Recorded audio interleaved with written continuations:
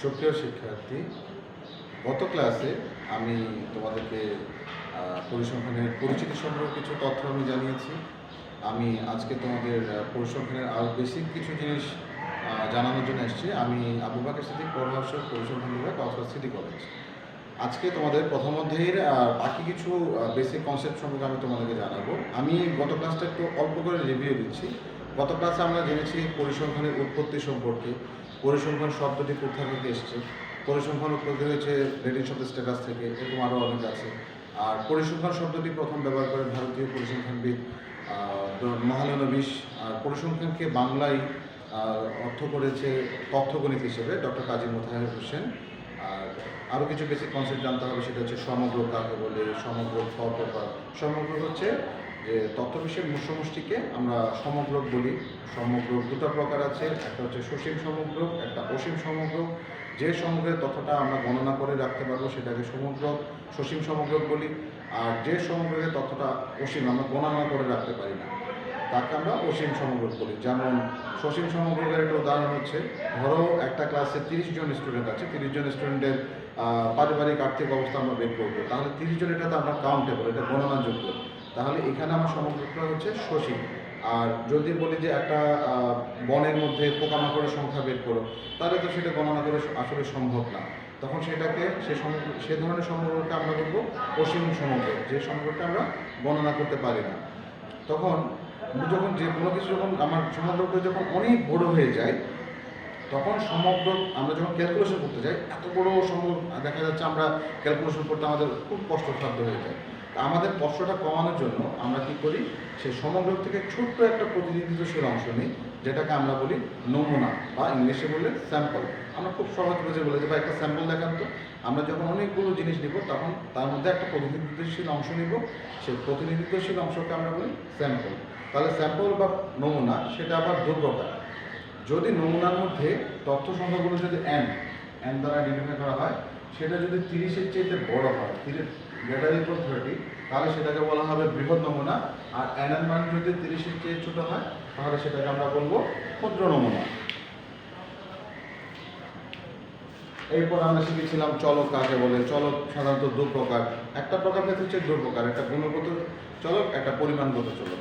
অর্থাৎ যে বৈশিষ্ট্যটা পরিমাণ সংখ্যাত্মকবাচক বা পরিমাণবাচক যাই নিবে, তাহলে সেটা পরিমাণগত চলক। আর নাম থেকে শুরু করে অন্য সবগুলো হচ্ছে গুণগত চলক। এগুলো হচ্ছে খুব শর্টকাট কিছু আনসার, এগুলো 1 নম্বরের জন্য অনেক সময় আসতে পারে। আরেকটা প্রকারভেদ হচ্ছে চলকে, সেটা হচ্ছে দু রকম, একটা হচ্ছে বিচ্ছিন্ন আর একটা অবিচ্ছিন্ন। এই টপিক্সটা নিয়ে মূলত আমাদের কাজগুলো চলবে। পরিসংখ্যানে মূলত বিচ্ছিন্ন অবিচ্ছিন্ন নিয়েই সবগুলো কাজগুলো হয়। তো বিচ্ছিন্ন চলক কাকে বলে, যে তথ্যকোষের যে বৈশিষ্ট্যটা ভিন্ন ভিন্ন মান গ্রহণ করবে, তাকে আমরা বলবো বিচ্ছিন্ন চলক। আর যদি একটা নির্দিষ্ট সীমার মধ্যে সকল মান গ্রহণ করে, তাকে বলবো অবিচ্ছিন্ন চলক। এটা গেল গত ক্লাসের রিভিউ। আজকে আমরা মূলত আসছি নতুন কিছু টার্মের সঙ্গে তোমাদের সাথে পরিচয় করে দিব, যেমন সামেশন, মাল্টিপ্লিকেশন, অর্থাৎ প্রোডাক্ট। এই সামেশনের কাজগুলো কীভাবে করে, পরিসংখ্যানে এই কাজগুলো মূলত লাগবে। এই সিলের সাইনটা সামেশন, সামেশন মানে হচ্ছে যোগফল, যোগ করা। যে কোনো তথ্যকে আমরা যখন যোগ করবো, তখন আমরা এই সামেশনটা ব্যবহার করি। সাধারণত বিচ্ছিন্ন তথ্য যোগ করার ক্ষেত্রে আমরা সামেশন ব্যবহার করি, আর অবিচ্ছিন্ন তথ্য যোগ করার ক্ষেত্রে আমরা ইন্টিগ্রেশন ব্যবহার করি। জেনারেলি আমি আজকে সামেশনের কাজ কীভাবে করি সেই কাজটা আমরা তোমাদেরকে দেখাবো।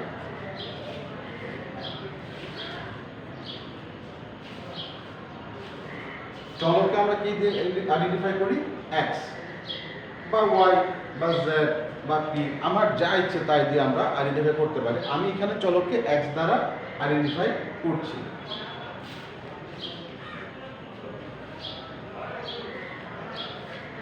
সামেশনের বেলায় কিছু চিহ্ন তোমাদের মনে রাখতে হবে। যখন আমরা বলি সামেশন, তখন সামেশনের একটা লোয়ার লিমিট থাকে, একটা আপার লিমিট থাকে। লোয়ার লিমিটকে বলা হয় আই ইকুয়াল টু, ধরো 1 থেকে শুরু করলাম, 1 থেকে ধরো n, তাহলে এখানে হবে এক্স আই। এটাকে আসলে কিভাবে করা হয়, আমরা বলি summation of x i, i এর ভ্যালু 1 থেকে n পর্যন্ত। তাহলে here I equal to 1 2 3 dot dot n পর্যন্ত। আসলে এই ব্যাপারগুলো যখন তোমরা প্র্যাকটিক্যালি এখন একটা অঙ্ক করবো, তখন খুব সহজে তোমরা এটা ক্যাচ করতে পারবে। আমরা একটা অঙ্কতে যাই, একটা অঙ্ক করি আমরা। ধরো তোমাকে একটা আমরা একটা চলকের বিভিন্ন মান আমি তোমাকে দিয়ে দিচ্ছি। ধরো x1 এর মান 2, x2 এর মান 5, x3 এর মান 6, x4 এর মান 10, x5 এর মান 12।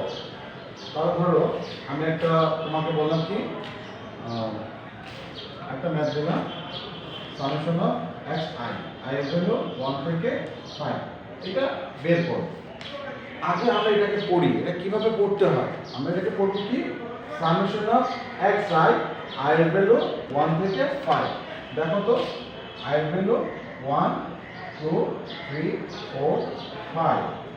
দেখো তো এটাকে এবার ভাঙবো কিভাবে। এটাকে ভাঙতে হলে এই যে x আছে না, মানে x বলেছি i এর ভ্যালু বসাতে হবে। i এর ভ্যালু একবার কত 1, তাহলে i এর ভ্যালু একবার 1, i এর ভ্যালু আবার কত 2, তাহলে x 2, i এর ভ্যালু আবার 3, তাহলে x 3, i এর ভ্যালু আবার 4, তাহলে x 4, i এর ভ্যালু আবার 5, তাহলে x 5। অর্থাৎ এই টার্মটাকে আমি ভেঙে লিখেছি। এগুলোকে বলা হয় এক একটা পদ বা টার্ম। এই এক একটা পদের সামেশন মানে কি বলেছে যোগফল। তাহলে প্রত্যেকটা পদ কটা 5টা, 1 2 3 4 5। এই আই হচ্ছে পদের সংখ্যা নির্ধারণ করে, পদের সংখ্যা নির্দেশ করে। তাহলে আই হচ্ছে কটা 5টা পদ, আমি 5টা পদ লিখেছি। তাহলে পদ সমূহের মধ্যে সামেশন মানে যোগফল। তাহলে পদ সমূহের মধ্যে আমি যোগফল ব্যবহার করব। তাহলে x1 এর মান কত, মানগুলো আবার বসাই। x1 এর মান 2, এখান থেকে x2 যোগ x2 এর মান কত 5 যোগ x3 এর মান 6 10 12 22 28 25 35। তাহলে এটা এখন তোমরা যদি বুঝতে খুব সহজ হয়ে যায় সামেশনের কাজগুলো কিভাবে করে। আমি আরেকটা ম্যাথে যাই, আরেকটা প্রোগ্রামে যাই।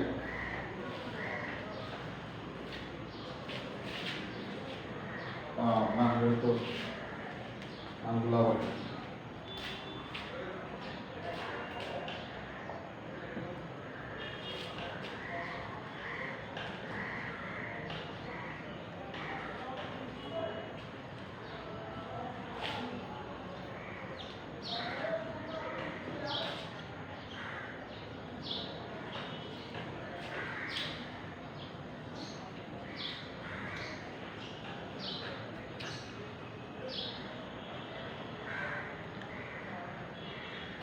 আচ্ছা, এখন আমি এটাকে কিভাবে বর্ণনা করব।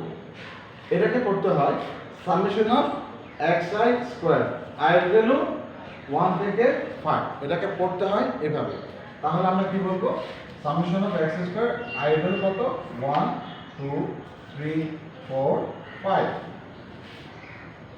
এবার আই এর মানগুলো বসাতে হবে। আগের ম্যাথটা থেকে দেখো, আই এর মানগুলো আমরা বসাবো। আই এর মান কি পদ সংখ্যা, 1 নম্বর পদ 2 নম্বর পদ 3 নম্বর 4 নম্বর 5 নম্বর পদ। তাহলে আই এর মান যদি একবার 1 বসাই তাহলে x 1, ওটার উপর কি আছে স্কয়ার আছে না, তাহলে x1 স্কয়ার। আই এর মান আবার কি বসাবো 2 বসাবো, তাহলে x 2, ওটার উপরে স্কয়ার আছে স্কয়ার। আই এর মান আবার কত বসাবো 3, তাহলে x 3, ওটার উপরও স্কয়ার আছে। এরপর আই এর মান বসাবো 4, ওটার উপরে স্কয়ার আছে। অর্থাৎ আই এর মানগুলো না চেঞ্জ হচ্ছে, x স্কয়ার কিন্তু ঠিকই থাকে। তাহলে ভেরিয়েবলটাকে এখানে আই মানে কি পদের সংখ্যা। তাহলে পদ কি 1 নম্বর পদ 2 নম্বর পদ 3 নম্বর পদ 4 নম্বর পদ। অর্থাৎ 1 নম্বর পদকে স্কয়ার করো, 2 নম্বর পদকে স্কয়ার করো, 3 নম্বর পদকে স্কয়ার করো, 4 নম্বর পদকে স্কয়ার করো। অর্থাৎ পদকে আমরা স্কয়ার করাটা দেখাচ্ছি। দেন x 5 স্কয়ার। এখন কি বোঝাচ্ছে, এগুলো হচ্ছে পদ সংখ্যা। তাহলে এই 5টা পদ কতটা 1 2 3 4 5 পদসমূহের মধ্যে সামেশন অর্থাৎ যোগফল। তাহলে আমি পদসমূহের মধ্যে যোগফল। এবার মান বসাবো। x1 এর মান কত 2, ওটার উপর কি আছে স্কয়ার। এবার x2 এর মান কত 5, ওটার উপর কি আছে স্কয়ার। x3 এর মান 6, ওটার উপর আছে স্কয়ার। x4 এর মান 10, ওটার উপর আছে স্কয়ার। x3 এর মান 12, ওটার উপর আছে স্কয়ার। অর্থাৎ 4 25 36 100 144 যোগ করে যা আছে তা। এখন আর একটা টাইপের ম্যাথ করি আমরা।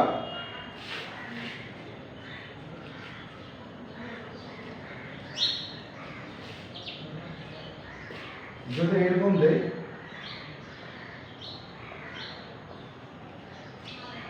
হোল স্কয়ার, তাহলে এটাকে কিভাবে আমরা করব? আগে আমাদেরকে পড়তে জানতে হবে। এটাকে কিভাবে করব? Summation of x i, i এর ভ্যালু 1 থেকে 5 হোল স্কয়ার, অর্থাৎ summation of x i whole square, একই কথা। এখন এটাকে আমরা কিভাবে লিখব? যে আই এর ভ্যালু কত? 1 2 3 4 5। আমি আসলে এখানে আই এর ভ্যালু পাবো 1 2 3 4 5 লিখছি কেন জানো? আমার যে তথ্যটা দেওয়া আছে সেখানে আমি x এর মান 1 2 3 4 5 পাঁচটা দেওয়া আছে। এর জন্য আমার লিমিট কত? 1 থেকে 5 পর্যন্ত। এই জন্য আমি 1 থেকে 5 পর্যন্ত বসিয়েছি। তাহলে এটাকে কিভাবে লিখবো? কি বলেছি বারবার? আই এর মানটা চেঞ্জ হবে। আই এর মান একবার কত? 1, তাই না? ওটার উপর কি আছে? Whole square. আচ্ছা, তাহলে একবার ভিতরের কাজটা আগে করতে হবে। ব্র্যাকেটের ভিতরে যা আছে ব্র্যাকেটের ভিতরের কাজটাকে আগে করতে হবে। তাহলে আই এর মান একবার 1 বসালাম, আই এর মান একবার 2 3 4 5। এই পদসমূহের মধ্যে যোগফল, পদসমূহের মধ্যে যোগফল। ওটার উপর কি আছে? হোল স্কয়ার না? তার মানে এটার মধ্যে হোল স্কয়ার। এখন x এর মান বসাও, 2 5 6 10 12 হোল স্কয়ার।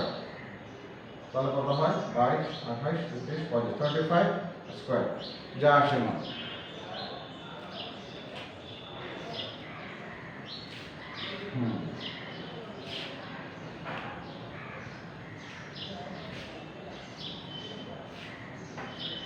আর একটা ধরো, যদি এরকম হয়, এটা কেমন হয়? প্রোডাক্ট। পাই এর সাইন কিন্তু হচ্ছে এরকম, এটা পাই, আমি কিন্তু পাই ব্যবহার করি। এটা হচ্ছে পাই, আমি কিন্তু পাই ব্যবহার করি। পাইটা আসলে এভাবে লেখা হয়, এরকম। আমি তো পাই লিখি না, আমি লিখেছি এই প্রোডাক্ট। প্রোডাক্ট মানে কি? গুণফল। প্রোডাক্ট মানে গুণফল। তাহলে আমি যদি এরকম লিখি প্রোডাক্ট এক্স আই, তাহলে কি হবে? আই এর ভ্যালু, আই এর অবশ্যই লিমিট দিতে হবে। আই তো পদ সংখ্যা, পদ সংখ্যা কত জানি না, তাহলে পদ সংখ্যা বলতে হবে। পদ সংখ্যা কত? 1 2 3 4 5, তাহলে 1 থেকে 5 পর্যন্ত। তাহলে এটাকে কিভাবে লিখবো? ঠিক আগের মতো। আই এর ভ্যালু কত? 1 2 3 4 5। তাহলে ইকুয়াল টু আই এর মান একবার 1 বসাবো, x1, আই এর মান একবার 2 বসাবো, x2 x3 x4 x5।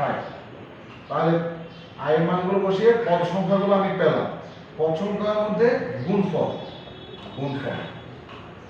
তাহলে আবার মানগুলো বসাও, 2 × 5 × 6 × 10 × 12, রেজাল্ট যা আসে তা। এখন ধরো গত ম্যাথটাতে আমি আবার যাই, এগুলো কিন্তু তোমরা বুঝেছো। ধরো গত ম্যাথটা আমি আবার করি, আরেকটা ম্যাথ করি। ধরো এরকম দিয়েছে, যেটা একদম প্রথমে করেছিলাম। আই ভ্যালু 1 থেকে, আমি যদি 5 এর জায়গায় 3 লিখি, প্রথমে ছিল তোমাদের যে ম্যাথটা করেছিলাম সেটা ছিল 5। আমি কি করলাম? যে 5 লিখবো না, আমি 3 লিখবো। তাহলে কি হবে? আই এর ভ্যালু 1 2 3। তাহলে আই এর ভ্যালু একবার 1 বসাবে, একবার 2 বসাবে, একবার 3 বসাবে। পদসমূহের মধ্যে যোগফল, তাহলে যোগ x1 মান 2 5 6 অর্থাৎ 30। আর আমার লিমিট যতটা থাকবে আমি ততটা পদ বসাবো। লিমিট বলছে পদ 1 থেকে 3 পর্যন্ত, তাহলে আমি 1 থেকে 1 2 3 1 থেকে 3 পর্যন্ত বসিয়েছি।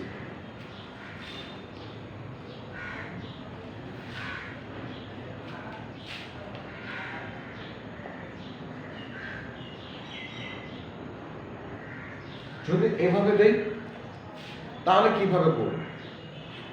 দেখো এখানে আপনার ব্র্যাকেট ইউজ করেছে, তার মানে হচ্ছে এরা মিলে একটা গুচ্ছ, ক্লাস্টার বা গুচ্ছ। তাহলে এই প্রতিটা গুচ্ছকে আমরা কিভাবে বলবো? সামেশন অফ 2x + 4, অর্থাৎ 2x + 4 কি মিলে সে একটা পদ, পুরোটা মিলে একটা পদ। তাহলে আমরা আই এর মান কত বলতে পারি? আই এর মান 1 থেকে 5, 1 2 3 4 5। আবার আমরা আই এর মান বসাই এখানে। আই এর মান একবার কত বসাবো? 1 বসাবো। তাহলে 2x1 + 4, এটা মিলে একটা পদ। তাহলে ব্র্যাকেট আছে না? ব্র্যাকেট। তারপর আই এর মান কত বসাতে হবে? 2। তাহলে 2x2 প্লাস 4 ব্র্যাকেট ক্লোজ। দ্বিতীয় পদ, এবার i এর মান কি বসাতে হবে 3, 2x3 প্লাস 4। এরপর 4 নম্বর পদ 2x4 প্লাস 4। তারপরটা 5 নম্বর পদ 2x5 প্লাস 4। তাহলে কটা পদ হয়েছে? একটা পদ, দুইটা পদ, তিনটা পদ, চারটা পদ, পাঁচটা পদ। আর এর মান 1 থেকে 5, 1 থেকে 5 দেখছো? 1 2 3 4 5, পাঁচটা পদ, আমরা পাঁচটা পদ পেয়েছি। তাহলে তুমি যদি বলো যে আচ্ছা 2x1 4 একবার লিখেছো, এরপর কোন লিখবেন না, 2x1 4 মিলে একটা পদ। এই জন্য আমি এটা বারবার সবগুলোতে 2x এবং 4 আমি বারবার রিপিট করেছি। এখন এই পদ 1 2 3 4 5, পাঁচটা পদ, পাঁচটা পদের মধ্যে কি আছে? সামেশন আছে, মানে যোগফল। তাহলে যোগফল, ঠিক আছে, বোঝা গেল? এখন মান বসাও, 2 ইনটু x এর মান কত? 2 plus 4 plus 2 into 5 plus 4 plus 2 into 6 plus 4 2 into 10 plus 4 plus 2 into 12 plus 4। 2 দুগুণে 4, 4 আর 4 যোগ করলে 8। আচ্ছা আমরা আবার ভেঙে দিচ্ছি, 4 প্লাস 4 10 প্লাস 4। গুণের কাজ তো আগে না, ব্র্যাকেটের ভিতরে কাজ আগে। ব্র্যাকেটের ভিতরে যদি গুণ থাকে, গুণ ভাগ থেকে আগে গুণের কাজ আগে। 12 প্লাস 4 20 প্লাস 4 24 প্লাস 4। তাহলে কত হলো? 8 প্লাস 14 প্লাস 16 প্লাস 24 প্লাস 28। যোগ করে যা আসে তাই কাজ। তাহলে এরকম টাইপের একটা গেল।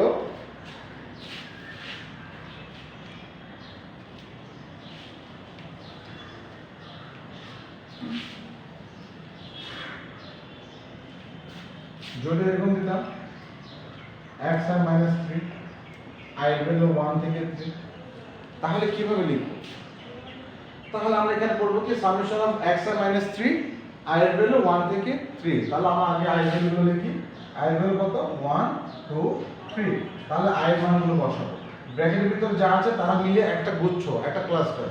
তাহলে x এর মান i এর জায়গায় কত? দেখো 1 বসাবো। তাহলে x 1 minus 3 ব্র্যাকেট ক্লোজ, একটা পদ।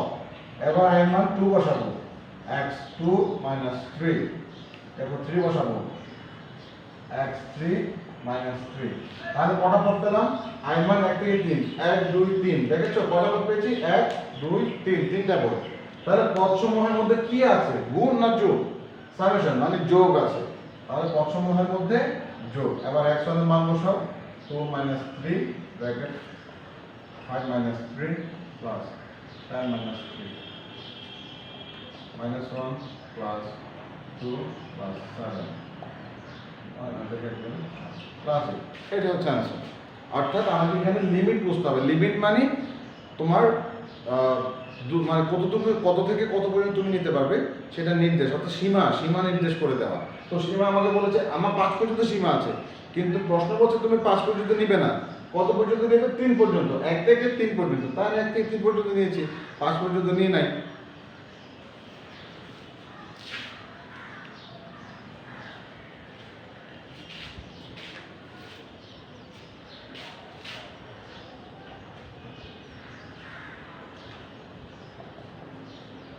ধরো তোমাকে আমরা প্রমাণ করতে দিলাম যে 2xi plus 5 is not equal to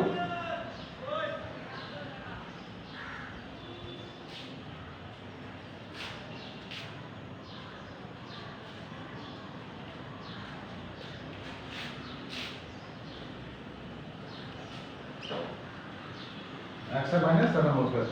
বলো যে এটা আর এটা সমান নয়, তাহলে প্রমাণ করো। আমরা কিভাবে প্রমাণ করব? তাহলে আগে এক পক্ষ এটার মান বের করব, এরপর এটার মান বের করব। মানগুলো এখানে দেওয়া আছে, তাহলে এটার মান বের করব। না summation of 2xi plus 5, i value 1 থেকে 5। তাহলে এটা মান কত হবে? i এর মান কত? i এর মান 1 থেকে 5 পর্যন্ত, 1 2 3 4 5। তাহলে আবার i এর মান বসাও। তাহলে 2x1 plus 5 2x আমরা আপনি i মানে একবার 1 বসিয়েছি, i মানে একবার 2 বসাবো, i মানে একবার 3 বসাবো, i মানে একবার 4, i মানে একবার 5। তাহলে কটা পদ পেলাম? i এর মান 1 2 3 4 5, 1 2 3 4 5, i এর মান 5, আমার পদ সংখ্যাও 5, পাঁচটা পদের মধ্যে কি আছে? যোগ আছে। তাহলে পাঁচটা পদের মধ্যে যোগ। তাহলে আবার মানগুলো বসাও। 2 into 2 plus 5, 2 into 5 plus 5 plus 2 into 6 plus 5 plus 2 into 10 plus 5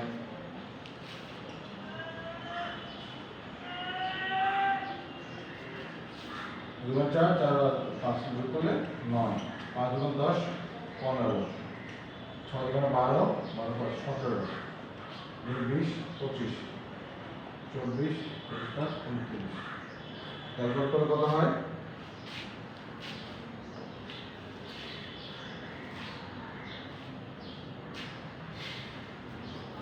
নয়টা 14, 14 21, 21 39, 35, 5,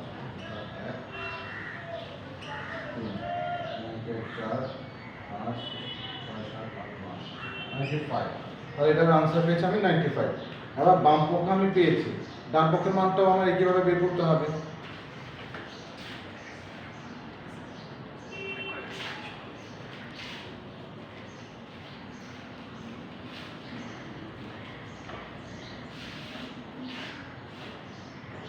আবার again summation of x i minus 7 whole square, i এর ভ্যালু 1 থেকে 5। এবার এটাকেও সেম, i এর মান কত? 1 থেকে 5, i এর ভ্যালু কত? 1 2 3 4 5। তাহলে আমরা i এর মান একবার কত বসাবো? 1 হোল স্কয়ার। দেখছো আমি এর ভিতরে যা তা হুবহু বসিয়ে দিয়েছি, জাস্ট i এর মান 1 বসিয়ে দিই। তাহলে x1 - 7 হোল স্কয়ার পুরোটা মিলে একটা পদ। তারপরে i এর মান 2 বসাবো, তাহলে x2 - 7 হোল স্কয়ার, এটা পুরোটা মিলে স্কয়ার সহ পুরোটা মিলে একটা পদ। i এর মান 3 বসাবো, তাহলে x3 - 7 whole square, x4 - 7 whole square, x5 - 7 whole square. তাহলে কটা পদ পেলাম? 1 2 3 4 5। দেখো i এর মান 1 2 3 4 5, পাঁচটার জন্য আমি পাঁচটা পদ পেয়েছি। তাহলে পদ সমূহের মধ্যে কি? পদ সমূহের মধ্যে যোগফল। তাহলে পদ সমূহের মধ্যে সামেশন বা যোগফল। আবার মান বসাও। x1 এর মান কত? 2 - 7 হোল স্কয়ার,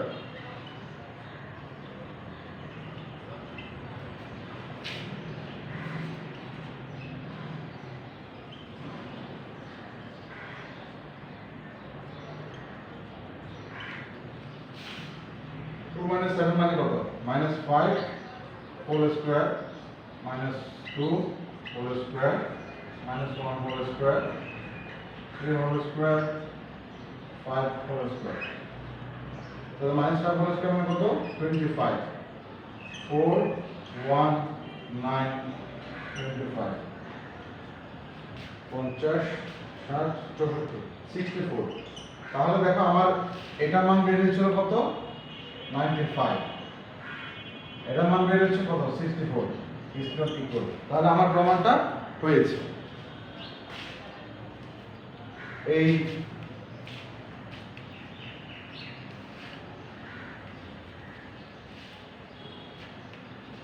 আজকে এই পর্যন্ত যা পড়িয়েছি এগুলো খুব দরকার, কারণ ভবিষ্যতে তোমাদের যতগুলো ম্যাথমেটিক্স টার্ম আছে, ম্যাথমেটিক্যাল টার্ম আছে, সবগুলো ম্যাথমেটিক্যাল টার্মগুলো এই ধরনের রিলেটেডই হবে।